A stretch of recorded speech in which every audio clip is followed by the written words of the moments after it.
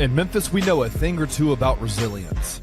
From the grindhouse to the Delta, we protect what's ours.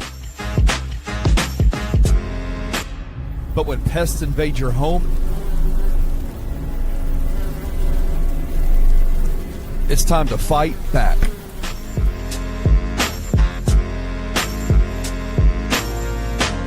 Grade A Pest knows how to handle what crawls, flies, and bites. With local experience and guaranteed results. I'm Reggie with Grade A Pest Control.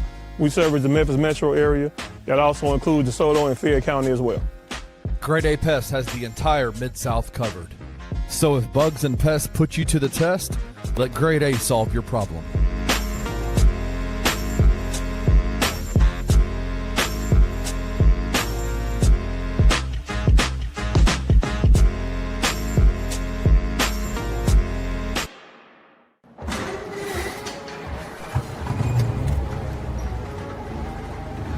In Memphis, nothing comes easy, and that's exactly how we like it. This is a city built on hustle, on heart, on grit. And at Carway, our rides are built the same way. Tough, reliable, ready for the grind. No games, no gimmicks, just Memphis-style service. Real, honest, and built on trust. Where grit meets grind, you meet your next ride. Carway, grit, grind, and Pink Beetles.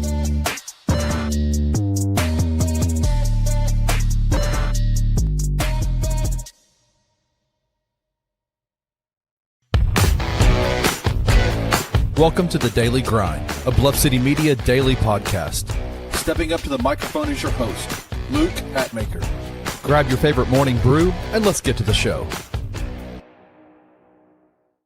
What is up, everybody? Happy Monday, and welcome to the Daily Grind. No, we did not triple copy and paste the three biggest heads in Bluff City Media on your screen. Blockhead, big head, blockhead. That's yes, sir. Exactly right. Luke is unfortunately without power this week in Nashville, along with a lot of the country. You know, this ice storm hit this weekend. We'll talk about it at the end, I'm sure. 1,400 miles of ice storm, and the worst pocket was Tippah County, right where Drew lives, right next to where my family lives in Alcorn County, and Luke is feeling that. But in the meantime, you've got me, Rusty Buckets. Got my guy Kenny Stubblefield with us this morning. Kenny, how you doing this morning, buddy? I catch you like mid-bite. Perfect timing. I did that on purpose. No, I know. You saw it happen, and you were just like, oh, I'm going to him right now. No, I listen, it took three of us. It took my hair, your hair, and Jared's hair to make up for Luke Hatmaker's hair that's missing today. So clearly, and I guess my question is, Jared, what song? You're on this show a lot. Rusty, you're on this show a lot. Nobody gonna sing this morning? Like, what's going on? I don't think you want that. Not me. We're not as outgoing as Luke. At 7:30 in the morning. Yeah. For a wife who gets a day off from teaching who is still asleep, I will save her that.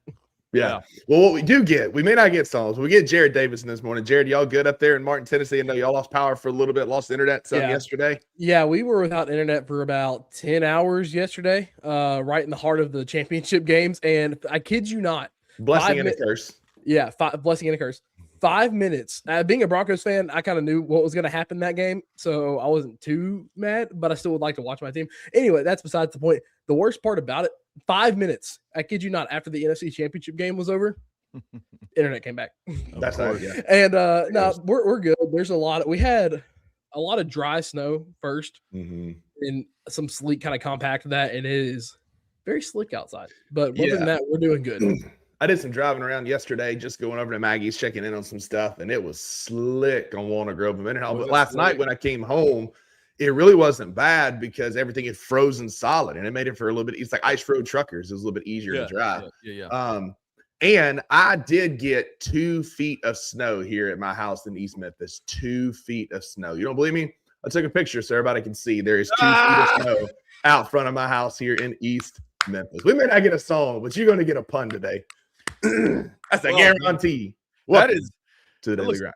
That looks like my feet, honestly. That looks like my big ass feet. No, we did get about 4.5 inches of snow and sleet here. I lived in Maine for 1 year when I was in high school, and we got like 20-something feet of snow. It was ridiculous how much snow we got that year. But I've never seen this much just sleet accumulate. It just compact down on top of snow. It was wild how crunchy that little crust on top of the snow was. I've never seen that much sleet accumulate. Crazy. Did we lose Kenny? I'm so confused. Is he I think frozen? Kenny's just frozen over there. It's so cold that he's so cold. His internet froze. Yeah, that's it. Am I back? He's back. He's back. He's back. What is going on? Why is my internet anyway? My internet's working fine. We got quite a bit obviously over here in Collierville.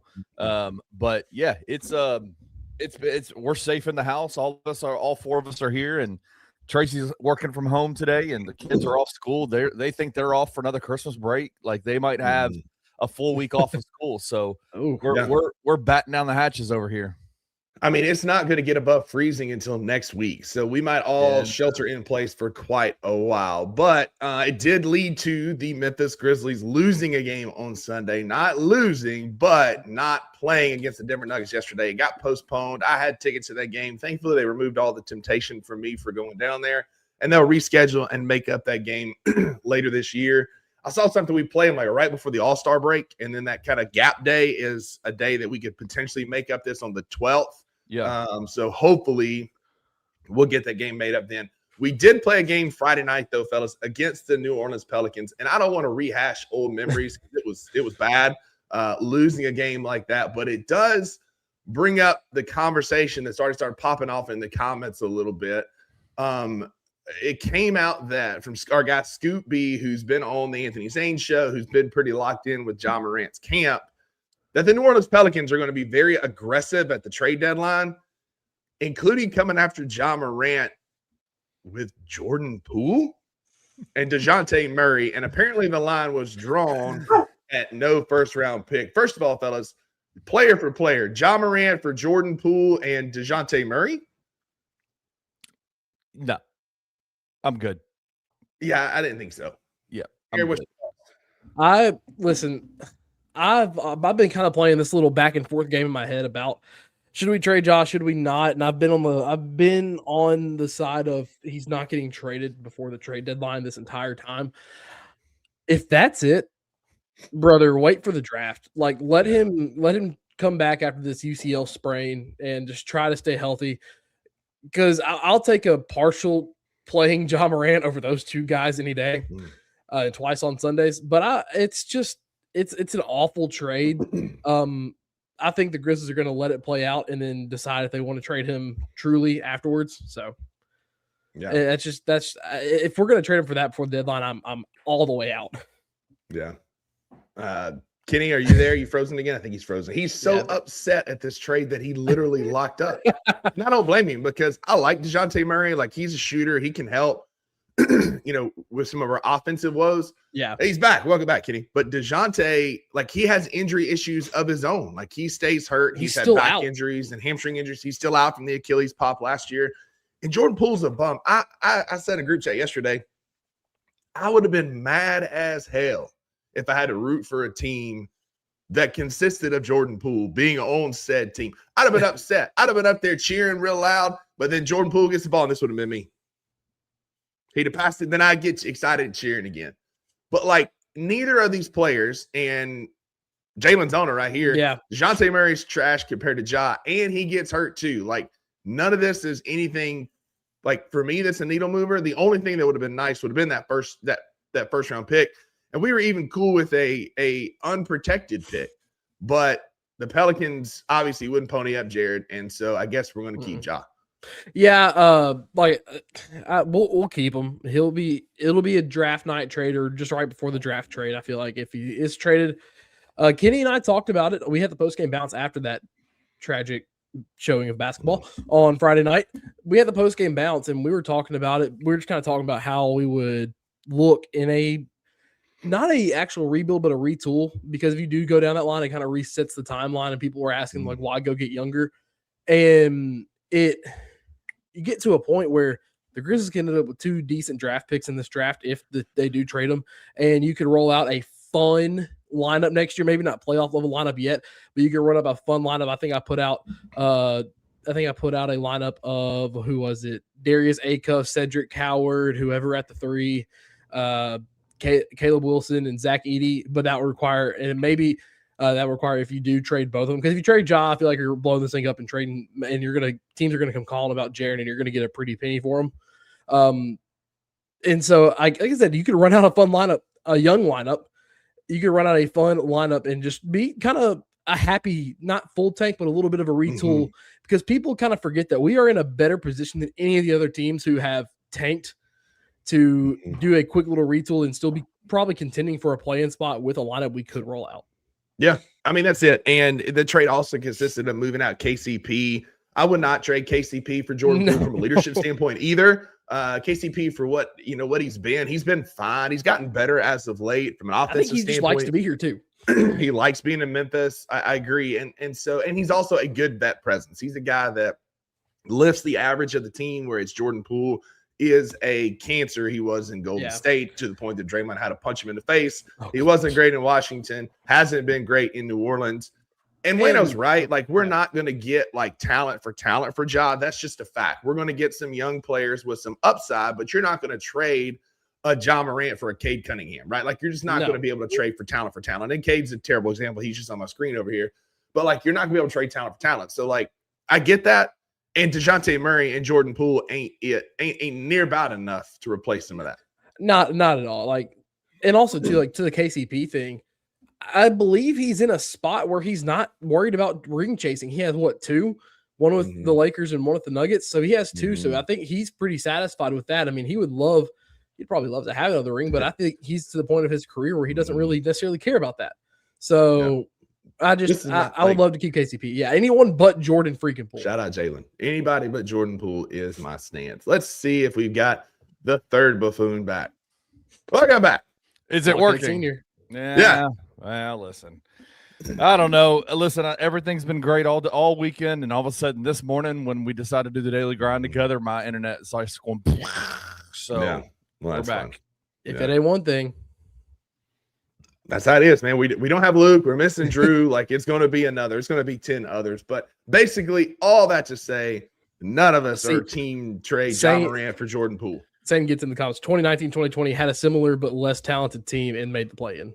Yeah, so. I mean, it can happen, and I don't know that Jordan Poole and DeJounte Murray. Oh no! I don't play. He may be going to like what we're talking about with the fun lineup if we do kind of tank and get 2 draft picks. No, that's what I'm saying. And so like say we hang on to it, but like Jordan Poole and DeJounte Murray, obviously not playing this year, aren't going to move the needle. So let's run it with the young guys that we've got. Let's just see what we've got. At this point, it feels like everybody's kind of punting on the season anyway. And so let's go full punt mode and play all our young players and see what happens. Just have fun. You never know. I know I'm kind of late to the conversation, but obviously Jordan Poole's a big no for me. Like, I'm just not a fan of his game. I think he's a super unethical hooper. Like, unethical dude. Well, I don't know. I don't know anything about him. I know he got pieced up by Draymond in practice, and I do like that. Listen, that was a super embarrassing moment for him to come out like that, right? Like, even though I think the egregious person in that situation was Draymond. Draymond was a dick for doing that. But to have a young kid, I really appreciated, low-key, like kind of appreciated. He was at a school in New Orleans this past week, and this young kid just asked him straight up, "How'd it feel to get punched by Draymond?" You have to know. You have to know his parents were like, "Oh hell, bro! Like, why did you just ask that question?" And he handled it perfectly. Or his parents are like us, and they're massive Jordan Poole haters, and we're like, "You ask him this question when you see him." I would listen, but I appreciated that, but I don't want Jordan Poole in my team. Yeah. I'm a big fan of DeJounte Murray. Like, I've liked him since his San Antonio days. The Trae Young DeJounte Murray pairing in Atlanta just obviously didn't work out. And he's dealing with, the Achilles. So you never know what is going to happen moving, like him coming back. But I'll be honest with you, like when I saw DeJounte Murray's name attached to it, I was like, I like DeJounte. It's a starter, but he's also had injury concerns, much like Ja. He's had back and hamstring and foot injuries and stuff over the years. But it's a starter. Like I could, like if you start with DeJounte Murray and then put some other pieces around it, I'll at least hear you out. But once I heard Jordan Poole's name, I'd be hanging up the phone. Let me ask you this. Let me ask y'all this. Like it feels like to me, and I think the reports are coming out, Zach Kleiman is making the bottom line of any deal for Ja Morant is you have to get us into this 26 first round. Unprotected or protected, whatever the phrasing is, the protected first round pick.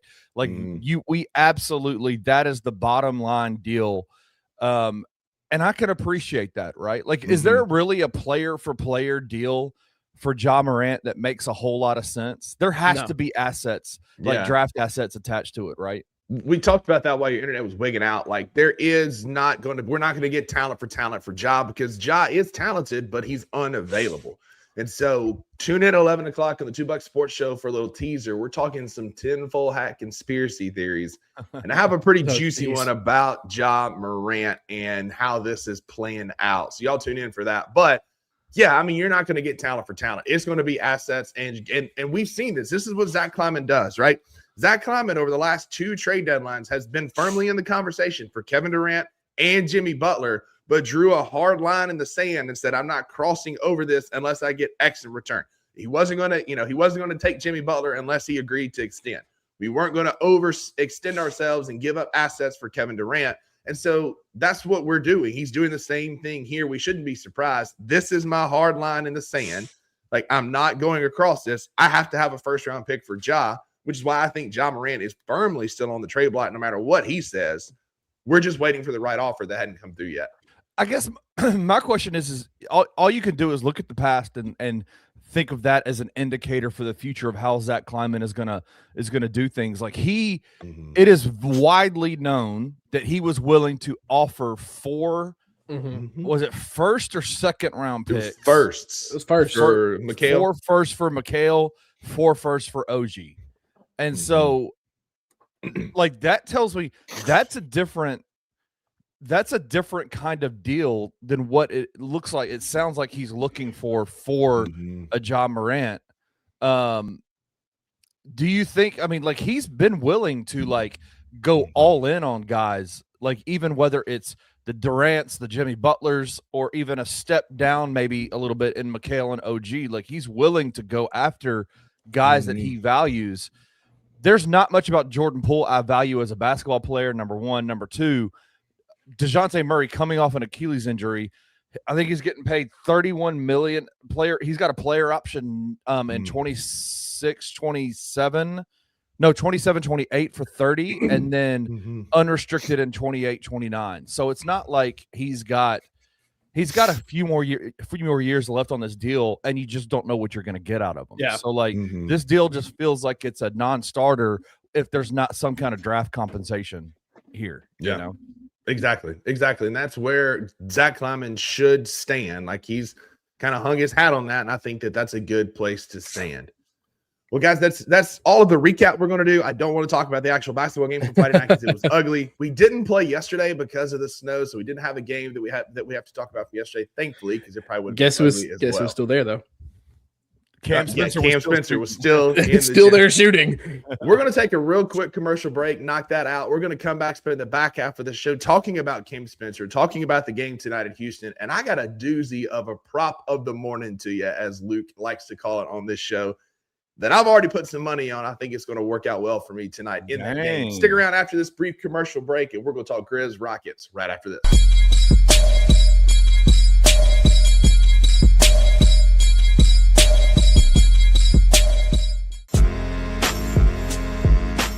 In Memphis, we know a thing or two about resilience.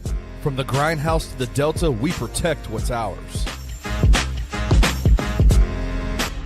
But when pests invade your home, it's time to fight back.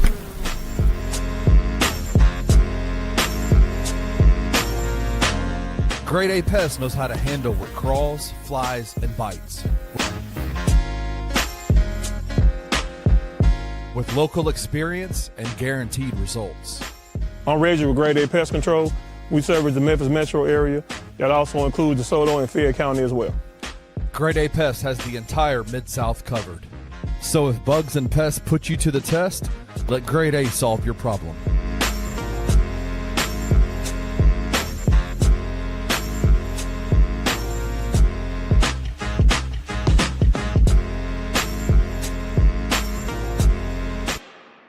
Do y'all think Penny focuses too much on reclamation projects out of the portal instead of actual talent? He certainly did this season, because in the past, Memphis has tried maybe 1 or 2 reclamation projects a year. Like Dane Danger, for example, was obviously a reclamation project, but that was really the only reclamation project that he was really going for there. You can go down this roster and name a lot of dudes who Penny recruited thinking that he can help them get better and kind of revive their collegiate career. The key to making reclamation projects work is surrounding that player with guys who do not have to be reclamated. Yes. TJ Haggerty did not have to be reclamated. Tyrese Hunter did not have to be reclamated. Colby Rogers didn't have to be reclamated. Nick Jourdain didn't have to be reclamated. He was who he was already. If you surround reclamation projects with guys who don't have to be reclamated, it gives you a much better, chance of success with that reclamation project. Tune in to Tigers Live with Francis Carlotta, live after every Memphis Tiger basketball game on the Bluff City Media YouTube channel.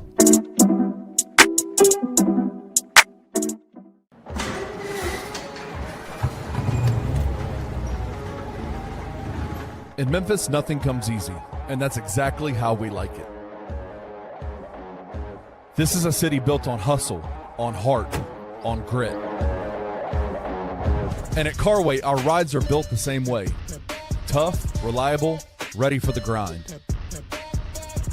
No games, no gimmicks, just Memphis-style service. Real, honest, and built on trust. Where grit meets grind, you meet your next ride. Carway, grit, grind, and Pink Beetles.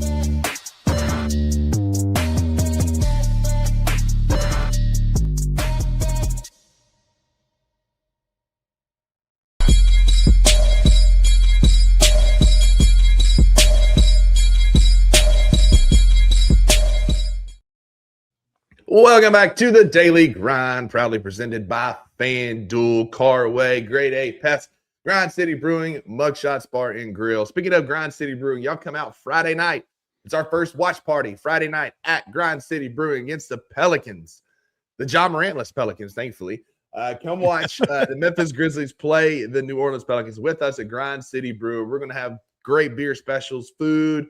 Game's going to be on the big screen. It was on ESPN, but the good news about that is we now get Pete and Brev calling the game, which we all know is better anyway. Y'all can have a beer with us Friday night at Grind City Brewing. Best beer in Memphis, best venue in Memphis, best views in Memphis. Come hang out with us and raise a glass on Friday night.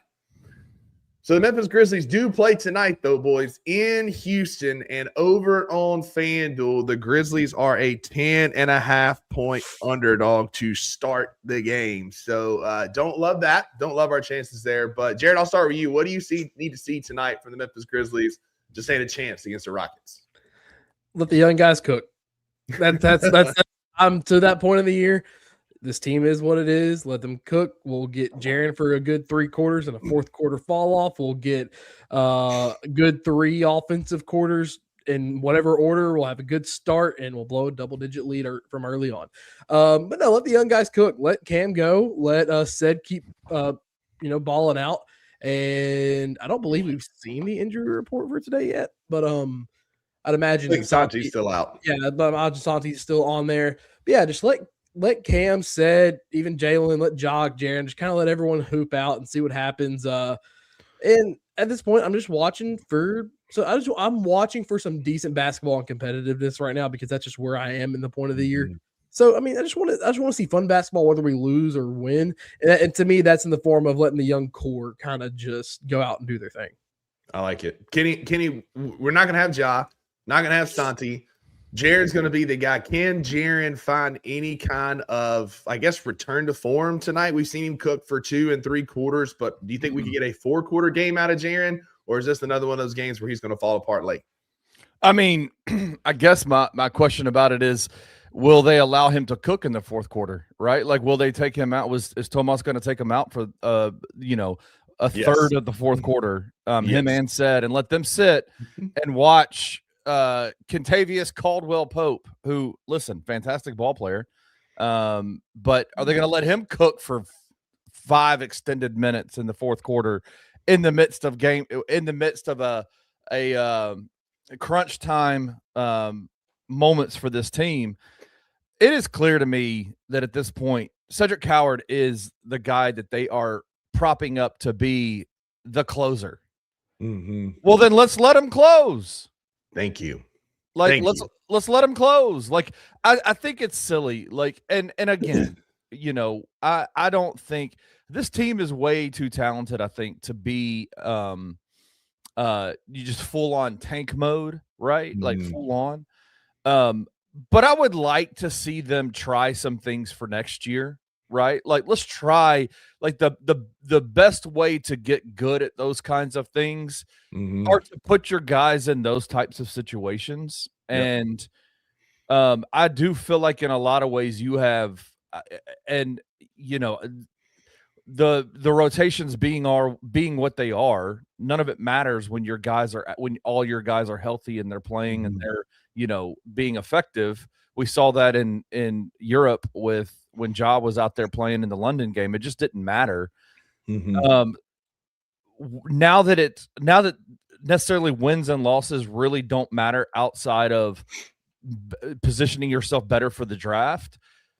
But I do want to see them give Cedric more of an opportunity to be the guy in the fourth quarter. Like, that's what you're propping him up to be. So let's do that. Like, that's what I want to see, because this team can play in the first 3.5 quarters of games.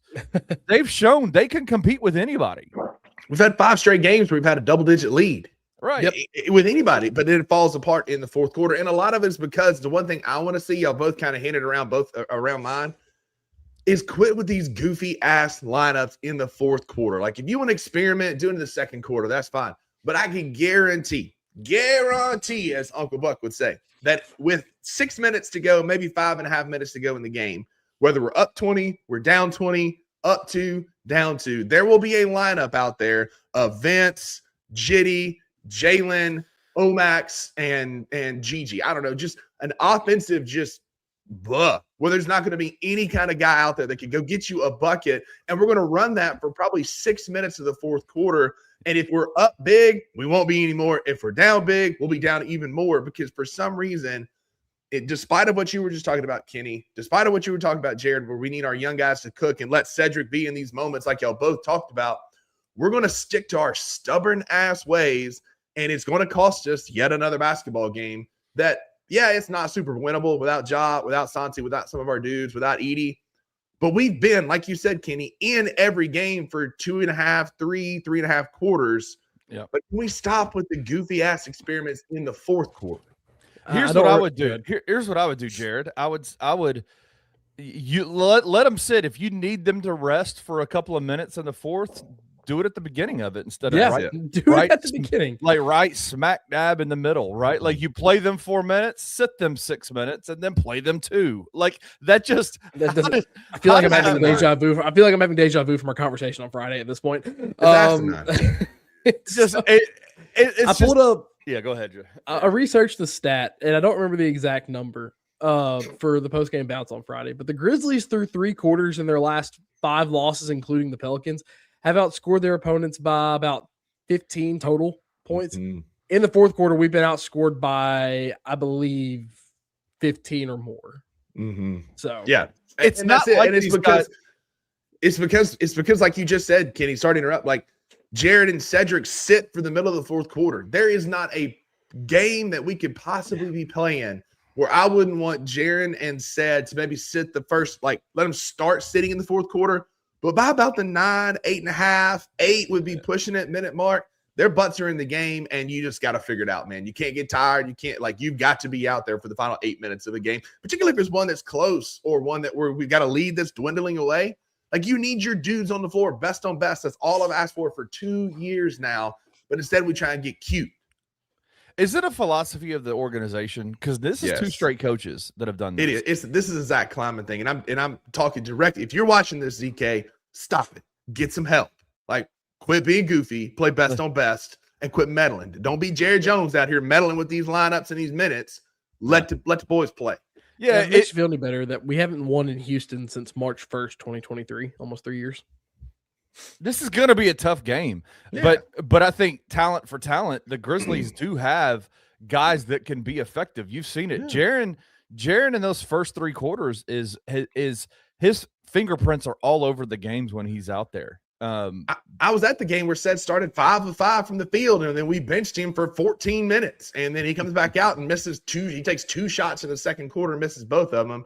Shockingly, I am a big dumb Sasquatch looking mug who sits in the pinnacle level. I got no business down there coaching, but even I know I need to play my best players against their best players, and that's all I'm asking for is look at their lineup. There's no world where Trey Murphy should be outplaying Cedric Coward by 8 minutes like he did Friday night when Cedric is your guy in the closing minutes with Ja being out. It makes no sense to me, and I'm tired of trying to justify it or hear people justify it. It's not working. The short-term results suck. The medium term sucks. The long term is going to be sucky when we're not playing our best players against their best players. And even if it's not for, again, all this to say is I could, at this point in this part of the season, I don't care if they win these games. It doesn't mean anything. I'm talking about for the future, right? I'm talking about for next year. I'm talking about for if you're being real serious about shopping Ja Morant and moving off of Ja to get into this draft. This draft is so deep that you could within 3 to 4 years have a totally revamped roster, a brand new timeline with a brand new window of availability to possibly go deep into the playoffs. But it all is contingent on Zach Edey and Cedric Coward being those guys to pick up the mantle for you. And the only way that you get to do that as a NBA basketball player is to get out there and fail way more than you do succeed, right? The best clutch players in the NBA were shitty clutch players at the beginning of their career, but they got better at it because they did it a lot, right? The ball was in their hands and they failed. And then Jordan, early in his career was not great in clutch minutes, but the more shots he got, he became the most clutch player of all time. Him and Kobe Bryant, same thing. And so Cedric Coward can do it. I want him to let Cedric go. Take the reins off. Tonight would be a great night to just uncork Cedric Coward and let him go. And let's see what he can do. Let him go get his first 30, 35-point game tonight. I would draw up every freaking half-court play for Cedric Coward. And if it's 2 players take shots tonight, Jaren and Cedric, that should be your only 2 guys looking for shots. Cam can sprinkle in here and there, but let Cedric go tonight. Shout out to Anthony. He says winning mentality is cool, but how do we get Ja, Jaren, and Edey? I agree. Yep. This is not about winning to me. This is not about winning, and I think this was meant for one of the commenters. I think Grizz Girl was talking about winning mentality. But I could care less about them winning this game. Yeah, I could care less if they lose this game. I just want to see Cedric be put in situations in moments where it really doesn't matter right now. I want to see him put in those situations to either sink or swim. Yeah, this is a draft that is so incredibly depth filled with talent. Kitty and I talked about it. Some people, there's going to be an argument. It's why are we going to get younger? The timeline will reset, in the words of Kenny Stubblefield on Friday night, and it will be okay. Bank on this draft. If there is a draft you want to ever do, to put all your chips on the table and push forward and go get multiple first-round picks, like the conversation's been over the weekend, it is this draft, because Darius Acuff, who has the potential to be one of the best point guards in the entire country, that is kid. I think 15th to 17th on big boards right now. That's just how deep this deadgum draft is. Yeah. So it's okay. We're gonna be okay. Yeah, we're not gonna try to tank. And we may we're not. It's never gonna look intentional, but we're gonna be okay. Darius Acuff is the kind of kid that you could bring into. You draft him at 17th to 18th in this draft in the first round, and he could be day one starter. Yeah, 100%. Like he is 100%. That good. He is that good, and that's how deep this draft is. And this is a draft that has multiple first overall talent picks. Yeah. Yeah. I mean, Caleb Wilson is one that's coming up. Like in any other draft, he would be number one overall by a mile. And he is 4th, 5th at best on most boards. Like this is a deep draft. And winning mentality, to wrap this up before we move into prop in the morning, because I got a juicy one for y'all today. Like winning mentality, like I don't care about that anymore. I lost that when we started John Conchar at the 5 the other night. Not emotionally, but I was like, look, like clearly we're not serious about this season. Like we're just not. And so I'm enjoying it as a neutral fan. I want to watch Cedric develop. I want to watch Cam continue to get comfortable with the system. Ty Jerome, should he ever lace him up this year? I'd like to see how he fits in this system. And we're getting ready to go be a player at the draft and this summer making some trades. That's kind of where I'm at on this season. But tonight, if you do want to win some money over on FanDuel, I have got quite the prop of the morning to you. I'm not going to do the Irish accent. Y'all are welcome because it's ugly. Luke Hatmaker does it a lot better than I do. Mississippi mixed with Irish might be kind of tough. Like, where do you think the Mississippi came from? Mississippi came from Ireland. Like it's his ugly accent. It just kind of morphs into what we talk like now, and with good food and a drinking problem. And that's Mississippi. But over on FanDuel for tonight's game against Houston, I feel like this is easy money. Like they're giving money away. You can go bet a lot of same game props. And one that I found is if you put together a Cam Spencer double-double at plus 430, a Jock Landale double-double at plus 350, you can combine those for plus 1792. I feel like this is just good, easy money that's being given away. If you look back at their stats over the last few games, Cam Spencer is a double-double machine when John Morant's out of the lineup, right? He can get you – the points made me a little nervous, but he can get you 10 and 12 pretty easily. Jock Landale has had massive games lately, double-doubles off the bench, most games that he's played recently. And I feel like this is kind of – I put $5 on it this morning, just trying to see if I could get a little money out of it. What do y'all think about my same-game parlay prop of the morning here? I love it. Yeah, I love it. I'm sitting here like, I'm like, FanDuel is giving money away now. Is that their new motto? Like, we give money away. Is that their new tagline? Oh, gosh. The double-double,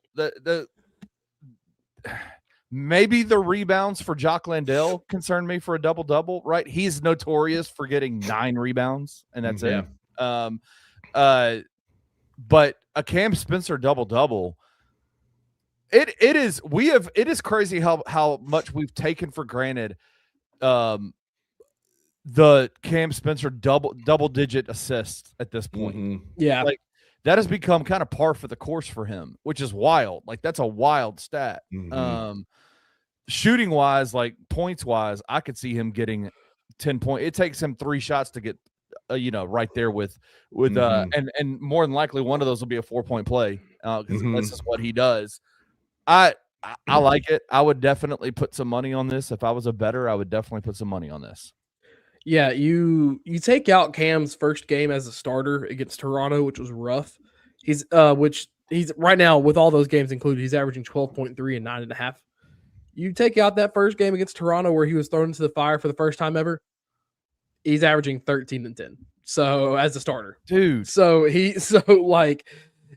nuts. The Cam one I love. I'm trying to figure out Jock real quick. But so Jock, one that makes me nervous is Cam while you're looking that up, just because he typically does one or the other. He's either going to get you double-digit points or double-digit assists. But I feel like tonight is a good night for him to go get both, as he just did against New Orleans the other day when he had 21 and 11. Jock's got a double-double in his last 2. So, and Cam is going up against Reed Shepherd tonight. So that is barbecue chicken. That's it. Cam, listen, one thing we know about young white point guards is that when they see another young white point guard across from them, they're going to try to cook. they're going to try to eat. Mm-hmm. They're going to try to embarrass that guy and be like, we are not the same. We are not the same. Exactly right. I can see Cam having a different thing. I do like, as much as we talked a little bit about Isolo's rotations a little bit in the first segment, one of the things that I do like that he's trying, he did it with Ja when Ja was out there in the London game. The question marks about whether Ja and Cam can work together. He has started to put Cam in the two guard off ball to let him kind of cook a little bit on the, offensively shooting instead of having to be the playmaker for everybody else. And so we've seen when he's in that playmaker role, that lead guard role, he can get assists against anybody. 100%. He struggles to get his shot off because he is completely in point guard mode. But when they take him off ball, put Vince in there, put Ja in there to handle the ball the majority of the time, that's when you see him start to cook offensively, shooting the ball. So I want to continue to remind everybody that Cam Spencer makes $2.5 million a year for the next 4 years. Like it is in the conversation for the best contract in the NBA based on his production, especially at a position that he's not super comfortable with. Yeah. But before we move on to the Mondays are for lasagna segment, I do have to trap somebody. It's a trap brought to you by FanDuel. We do this every single day. Today I only had one, so we're going to defer to Kenny, who has not had an opportunity to get on the board this year. So he claims he's undefeated, but I am undefeated. He's also winless in 2026. You say we've also reset the board in 26. Whoa. Winless and undefeated. All-time undefeated, the only player in the history of It's a Trap that is undefeated. It might be a 1-0. It might be just a 1-0 record, but I am still undefeated. There's a reason the NBA has. There's a reason the NBA has minimum game appearances. The goofy rule. We don't even mess with that at BC. If the minimum game appearances were a thing, whoever had like the one-off of like 50 points would win MVP. Kenny Lofton Jr. would be the MVP 100%. Oh, jeez. 50-point effort against the Jazz that year. Exactly. But today's It's a Trap in honor of Admiral Akbar. Shout out to our guy. It is Kenny. 8+ first quarter points tonight. Memphis Grizzlies, Houston Rockets. Which player? These are odds for which player is going to go over 8 points in the first quarter. All right. Okay. Hang on. When you set these new banners, when you make a new banner, it puts a timer for 10 seconds and it just takes it off. So there we go. Yeah. All right. It's a trap. 8 first quarter points. Here we go. All right. Is it A, Kevin Durant, plus 130? Is it B, Alfred Şengün, plus 280? Or is it C, Jaren Jackson Jr., plus 360 to go over 8 in the first quarter? So which one is false? Which one is a trap? Which one is not the right odds? Kevin Durant plus 130, Alfred Şengün plus 280, or Jaren plus 360? This is such an obscure one. I don't know. I do feel like Tripp gets off to good starts in the first quarter, so I feel like he definitely is a first half like heavy dude. So you get a lot of points out of him. Like he'll have 18 points in the first half and end up with 20 in the game. It's just kind of his MO. So I do think the Tripp number, the plus 360. I'm going to go with Jaren at plus 360 because I feel like that's a better, I feel like he's a front loaded dude. Nailed it. Attaboy, Kenny. 1-0 in 2026. Hey. 2-0 baby. So it is Kevin Durant is your odds-on favorite, plus 130. Alfred Şengün is plus 280. Jaren is plus 290. So right behind Alfred Şengün, and I put that in there, just to remind people that Jaren does get off to a hot start. He does his work early in the day so he can coast at the end of the day. And then Amen Thompson is at plus 360. That's where those plus 360 odds come in. Congratulations, Kenny. 1-0 in this early 2026. Year. It's really hard to be undefeated. There's just a lot of it's a heavy mantle that I bear. Like it's a heavy weight of being the only undefeated It's a Trap player in the history of Bluff City Media. But as Wayno says in here, does it count? Doesn't count. Luke is not here. We missed the guy, Luke. That's why we're going off the rails and long today because no Luke here. It seems unfair. So it doesn't count. So it's 1-0. 1-0 all time still. But Kenny gets a charity win. On Mondays, we do talk about Mondays and lasagna. Mondays are the not so good things. Lasagna are the good things that happened to us over the weekend. I'll go first. I mean, I feel like everybody's Monday is going to be very similar. the cold weather, the snow has got everybody hampered and stuck inside. T's and P's to Uncle Buck, as his county that he covers as an electrical engineer is 100% without power. Alcorn County, the next one over where my family lives, is 100% without power. Jesus. A big TVA main station went down, and until that gets up, ain't nobody getting power. And they're talking about weeks. Like, it could be weeks before everybody is restored. Jeez. So definitely my Monday is that. My family's huddled around fireplaces and propane heaters and running off of generators in Corinth. And so I told them, like, I may have to make a run later this week, taking over bottled water and supplies and propane tanks and whatever they need to stay warm. So that's definitely my Monday. My lasagna is also, I kind of love the snow. I love to watch it snow. I like the cold. I like watching it. I hate that the damage and destruction that it's done. Keep that ice and sleet mess away. But I do love a good snow day. Eating sad soup yesterday, soup and sandwich is like perfect cold, perfect food for a snow day. I do love the snow. Yeah, my Mondays has got to be like it looks treacherous to travel. I have to get out here in a little bit because I have to make a Walmart run to go get some like medicine and other things. But that's my Monday. But I'm kind of with Rusty too. Like my lasagna is I love snow, and I'm glad up here we were able to say a little bit more snow than anything else. Down once you get like south and east of Jackson, Tennessee, where some of our friends live. Down in Henderson, kind of in that area where it gets closer to the Tennessee-Mississippi border, right above where Uncle Buck is. It's bad, dude. It's awful. And we have friends that are without power as well. And they got animals and whatnot. It's a sucky situation. And I hope they get it restored as quick as possible. But that like 14,000 mile long or whatever it is, like 1,000 miles, 1,400 miles, 1,400 mile long swath of ice from Texas all the way up to like northeast of Kentucky is just insane of ice. Shout out to all the first responders who have to work in this and the linemen, aka Power Rangers, Drew Gann. Hope y'all are staying safe. Just whatever, because their lives are at more risk than a lot of people's right now, just trying to recover that. So just shout out to y'all for being out. A lot of the linemen in Northeast Mississippi aren't working because there's no point with TVA being down. They can't get out and do anything, so they're keeping them home to be safe. I'm pulling up a picture I want to put up here, Kenny, while you talk, of like they got over an inch of ice in Oxford, in Corinth. Some of those trees are insane. And like in Oxford, they had and in Corinth and in Ripley, where Drew is, they had the exploding tree phenomenon where there's so much cold and ice that comes up on these trees, and it gets so cold that the sap freezes in the tree and causes the tree to literally explode. Like, this was a catastrophic event. As I'll pull this up here, you can see, and I'll maximize so you can see, look at all that ice on those power lines. Like, that's why everybody's losing. It's so heavy when you get that much ice. It just pulls it down and pops those lines, Kenny. So this is why it's such a disaster to our friends to the south and east of us.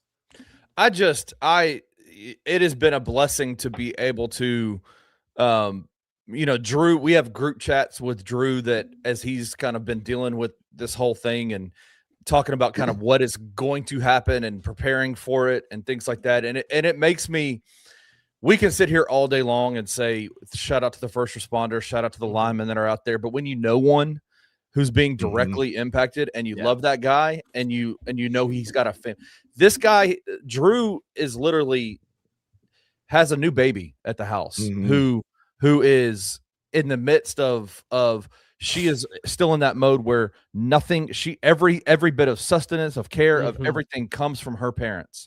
And the fact is, Drew is like on the front lines dealing with all this, and hearing him talk about it and the humor that he brought to the equation and just the way that he talked about it. My appreciation for Drew Gann, I already had a lot of appreciation, but exponentially went higher as you know that this is the guy that's out there dealing with all this right now with this desperation. And so just shout out to him and to all the guys that are out there fighting to bring back power. And then their families that are at home that are being impacted by this as well. While they're out trying to fix it, their families are being impacted at the same time. It's a crazy time period. But for me, again, and I'll agree with both of y'all, I love cold weather. I love the snow. I love that the four of us, me, Tracy, Sayla, and Silas, are all stuck at the house together. Like this is a safe place for us. Like we have a good time in our house, and we're gonna make the best of it. But yeah, it's been such a wild range of emotions for me because I love it, and I love my family being home. But then I also think about Drew and his family and all the other linemen, and I'm just like, man, dude, this is crazy. This is crazy. Yeah. Like, so if you see linemen out there working, take them some hot chocolate, take them a sandwich, give them a thank you. I know supplies are limited for a lot of people out there, but if y'all are watching this on your phones, you see some linemen out there, go thank them because they're truly putting their lives at risk for us and leaving their families at home to keep you warm and safe. So big shout out to the linemen out there. It's also crazy with how close that ice swath got to like Memphis and how Memphis has had ice storms in the past where things have just kind of gone crazy. That's just one of those things. Like Memphis got spared, but a lot of others, when these storms set up, you're praying for all snow and sleet. When you get because when you get freezing rain coming down as fast as it did, it creates treacherous environments and it's dangerous for every single party involved, man. So it's it's a big impact, man. Yeah, for sure. Well, that's going to do it for your Monday edition of the Daily Grind, brought to you by FanDuel. I'm Rusty Buckets, Kenny Stubblefield, Jared Davidson here with y'all. We appreciate y'all hanging out. Y'all tune in. We got a litany of shows throughout the rest of this week. We got live shows at 7:30. I'm going live with our brother from down under at 11. Going to be talking about some Grizzlies conspiracy theories. Y'all don't want to miss it. Come hang out with us at 11. Anthony Sane at 1 o'clock. Again, on the bluff, night court, on the beat. So many great shows coming out this week. Just make sure you tune in. If you're here, you've made it 51 minutes. Go ahead and give us a thumbs up. Shout out to Edward. Appreciate the encouragement there. But give us a thumbs up if you're here, whether you like the show or not. We appreciate the thumbs up. Subscribe to the channel. Turn those notifications on so you know when we go live each and every time. But we appreciate everybody being here. Y'all go be a friend to somebody who needs a friend and stay warm. Thank you for listening to The Daily Grind. If you enjoyed this episode, leave a rating and a review wherever you download your podcasts. Also, like and subscribe to Bluff City Media's YouTube page. We'll see you back here next time.